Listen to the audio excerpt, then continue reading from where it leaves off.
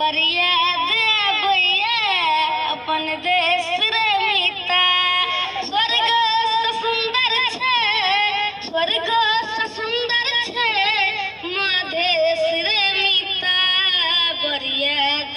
भैया अपन देश रे मीता याद भैया अपन देश रे मीता स्वर्ग से सुंदर छे स्वर्ग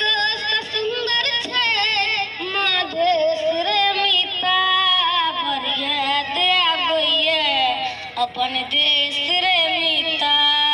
बढ़िया दे भैया अपन देश रे मीता दिल में जगा के सपना विदेश कमाई लेली किस्मत ने दिल साथ हम आग का फंस गेली दिल में जगा के सपना विदेश कमाई लेली किस्मत ने दिल साथ हम का फंस गेली विदेश में कोना कटते विदेश में कोना कटते ई कलेश रे मीता बढ़िया दे भैया अपन देश रे मीता बढ़िया दे भैया अपन देश रे मीता माई के हाथ के खाना केहन छले जमाना पचता